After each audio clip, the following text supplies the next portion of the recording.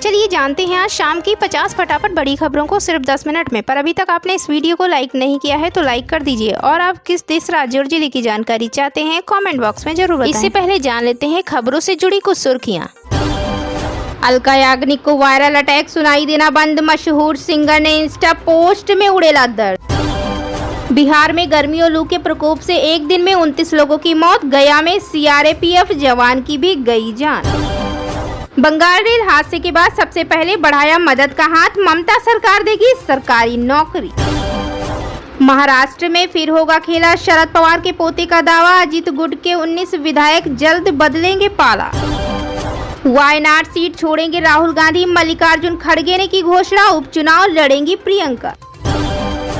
Robertsganj Lok Sabha seat हारने के बाद एक्शन में अनुप्रिया पटेल, पूर्व सांसद को थमाया नोटिस। अगर एक साथ ही विवाहित तो लिव इन वैध नहीं, मद्रास हाई कोर्ट ने ट्रायल कोर्ट के फैसले को रखा बरकरार, अपील की खारिज। नौकरी देने को लेकर फिर से घिर गए सीएम नीतीश, तेजस्वी यादव ने खोल दी पोल। बंदूक की नोक पर यूएस सीक्रेट सर्विस एजेंट के साथ हुई लूटपाट, राष्ट्रपति बाइडेन की कैलिफोर्निया यात्रा के दौरान हुई वारदात। एनआईए करेगी रियासी हमले की जांच, दाखिल की नई एफआईआर। चलिए बढ़ते हैं दोस्तों अपनी पहली और बहुत ही महत्वपूर्ण खबर की ओर। अलका याग्निक को वायरल अटैक सुनाई देना बंद, मशहूर सिंगर ने इंस्टा पोस्ट में उड़ेला दर्द। बता दें मशहूर सिंगर अलका याग्निक को लेकर बड़ी खबर आ रही है। जी हां, अलका वायरल अटैक का शिकार हुई हैं और उन्हें सुनाई देना बंद हो गया है। इसकी जानकारी उन्होंने खुद अपने फैंस के साथ भी शेयर की है।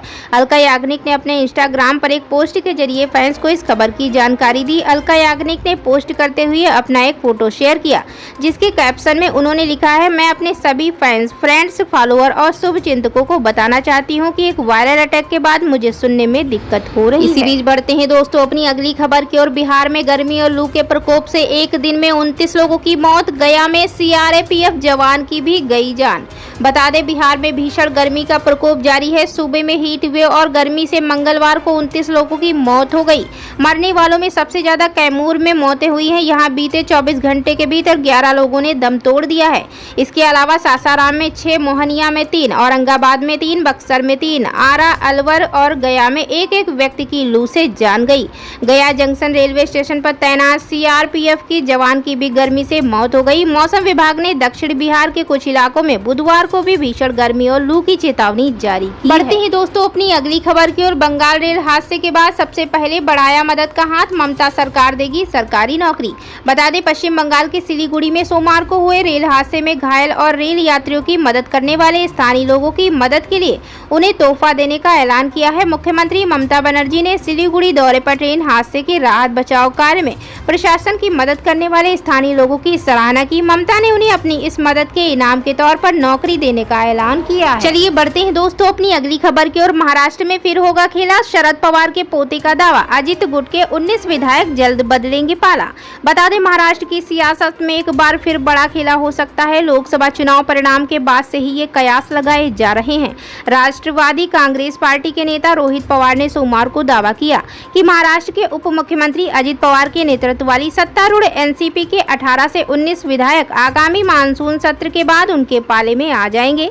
रोहित पवार ने कहा कि अजित के गुट के कई विधायक हैं जिन्होंने जुलाई 2023 में पार्टी में हुए विभाजन के बाद कभी भी पार्टी के संस्थापक शरद पवार और अन्य बड़े नेताओं के खिलाफ बुरा नहीं कहा। बढ़ते हैं दोस्तों अपनी अगली खबर की ओर। वायनाड सीट छोड़ेंगे राहुल गांधी, मल्लिकार्जुन खड़गे ने की घोषणा, उपचुनाव लड़ेंगी प्रियंका। बता दें कांग्रेस अध्यक्ष मल्लिकार्जुन खड़गे ने राहुल गांधी के वायनाड सीट छोड़ने से सस्पेंस से हटा दिया है। उन्होंने घोषणा की है कि राहुल गांधी वायनाड सीट छोड़ेंगे और रायबरेली सीट से सांसद बने रहेंगे।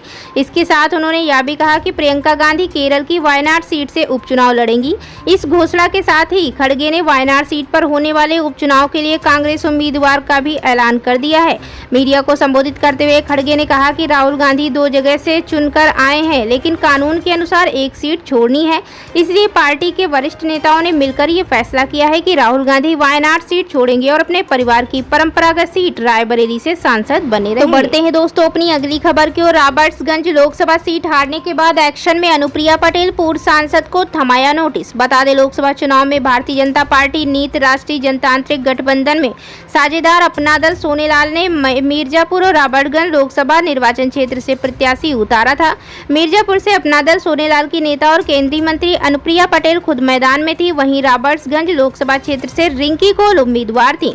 रिंकी कौल को प्रत्याशी बनाने के साथ ही इस सीट पर कलह मच गई थी। अब अपना दल इससे पूर्व सांसद पकौड़ी लाल को पार्टी ने नोटिस दिया है। लोकसभा चुनाव में राबर्ट्सगंज से प्रत्याशी रही रिंकी कौल के विरुद्ध विपक्षी पार्टी के पक्ष में प्रचार करने को लेकर नोटिस थमाया। दरअसल पकौड़ी लाल अपनी ही पुत्रवधू के खिलाफ चुनाव में प्रचार करने को लेकर अपना दल सोनेलाल ने नोटिस दिया। अपना दल सोनेलाल के राष्ट्रीय सचिव मुन्नर प्रजापति हस्ताक्षरित चिट्ठी में कहा गया है, लोकसभा चुनाव 2024 में आप द्वारा 80 राबर्ट्सगंज में अपना दल प्रत्याशी और आपकी अपनी पुत्रवधू रिंकी कौल के विरुद्ध विपक्षी पार्टी के पक्ष में प्रचार किया गया है, जो कि पार्टी विरोधी कृत्यम घोर अनुशासनहीन। तो बढ़ते हैं दोस्तों अपनी अगली और बहुत ही महत्वपूर्ण खबर की ओर। अगर एक साथी विवाहित तो लिव इन वैध नहीं, मद्रास हाई कोर्ट ने ट्रायल कोर्ट के फैसले को रखा बरकरार, अपील की खारिज। बता दें, मद्रास हाई कोर्ट ने हाल ही में एक केस की सुनवाई की। जस्टिस RMT टीकारामन ने एक ऐसे शख्स को राहत देने से इनकार कर दिया जो शादीशुदा होने के बावजूद एक महिला के साथ लिव इन रिलेशनशिप में आ गया था। इस मामले में कोर्ट ने कहा कि शादी की प्रकृति वाले रिश्ते के लिए यह जरूरी है कि युवक समाज में खुद को पति पत्नी की तरह पेश करें और विवाह करने के लिए योग्य हों। कोर्ट ने केस की सुनवाई के दौरान कहा, चूंकि लिव इन रिलेशनशिप के समय पुरुष और पत्नी का विवाह अभी भी मौजूद था, इसलिए लिव इन रिलेशनशिप को शादी की तरह नहीं माना जा सकता। दरअसल मद्रास हाई कोर्ट याचिकाकर्ता जयचंद्रन की अपील पर सुनवाई कर रही थी, जो मार्गरेट अरुलमोजी के साथ लिव इन रिलेशनशिप में था। इस दौरान जयचंद्रन की शादी स्टेला नाम की महिला से हुई थी और इस शादी से उनके 5 बच्चे भी थे। जयचंद्रन ने मार्गरेट के पक्ष में एक समझौता पत्र तैयार किया था, जिसे मार्गरेट की मौत के बाद एक तरफा तरीके से रद्द कर दिया गया। तो चलिए बढ़ते हैं दोस्तों अपनी अगली खबर की ओर। नौकरी देने को लेकर फिर से घिर गए सीएम नीतीश, तेजस्वी यादव ने खोल दी पोल। बता दें, नेता प्रतिपक्ष तेजस्वी यादव इन दिनों बिहार सरकार पर लगातार हमला बोल रहे हैं। नौकरी, रोजगार, गरीबी के साथ साथ आपराधिक घटनाओं को लेकर भी तेजस्वी नीतीश सरकार को घेर रहे हैं। तेजस्वी यादव अपने सोशल मीडिया पर एक्टिव हैं। वो एक के बाद एक ट्वीट कर बिहार सरकार को निशाने पर ले रहे हैं। तेजस्वी ने एक बार फिर ट्वीट कर नीतीश सरकार से परीक्षा पेपर लीक और नौकरियों को लेकर सवाल खड़ा कर दिया है। दरअसल तेजस्वी यादव ने कहा, हमने 17 महीनों के अल्प कार्यकाल में 5 लाख से अधिक सरकारी नौकरियां दी। इसी दौरान 3 लाख सरकारी नौकरियां प्रक्रियाधीन करवाई, जो आचार संहिता के चलते कुछ महीनों से रुकी थी। हमारे हटते ही पूर्व निर्धारित तीसरे चरण में 1 लाख शिक्षकों की भर्ती का परीक्षा का पेपर लीक होने की वजह से वह रद्द हो गई थी। चूंकि अब लोकसभा चुनाव पूर्ण हो चुके हैं, पहले से प्रक्रियाधीन 3 लाख नौकरियों के अलावा सरकार हमारी सरकार के निर्णय अनुसार सभी विभागों की बाकी रिक्तियों पर यथाशीघ्र बहाली प्रक्रिया शुरू कर नियुक्तियां कराएं। बढ़ते हैं दोस्तों अपनी अगली खबर की ओर। बंदूक की नोक पर यूएस सीक्रेट सर्विस एजेंट के साथ हुई लूटपाट, राष्ट्रपति बाइडेन की कैलिफोर्निया यात्रा के दौरान हुई वारदात।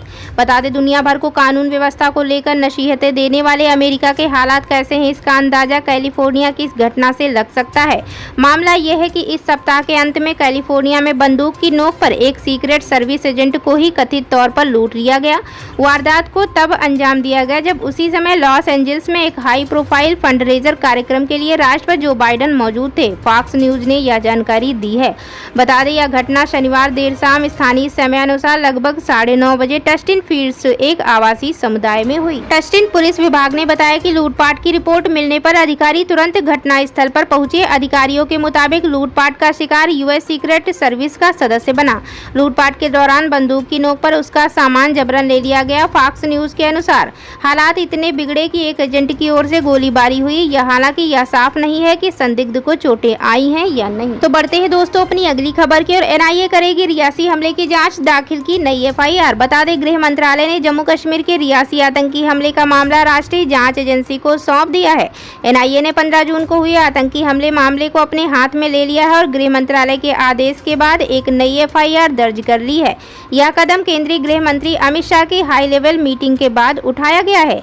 एनआईए ने इस मामले में यूएपीए के तहत मामला दर्ज किया है। एनआईए इस हमले की हर पहलू से जांच करेगी ताकि यह पता लगाया जा सके कि हमले के पीछे कोई बड़ी साजिश तो नहीं है। अधिकारियों ने कहा कि पिछले हफ्ते जम्मू कश्मीर में पुलिस ने आतंकी हमले की जांच के सिलसिले में कुल 50 संदिग्धों को हिरासत में लिया है और उनसे पूछताछ की। बता दें, 9 जून को आतंकियों ने शिवखोड़ी मंदिर से माता माता वैष्णो देवी मंदिर जा रही 53 सीटों वाली बस पर गोलाबारी की।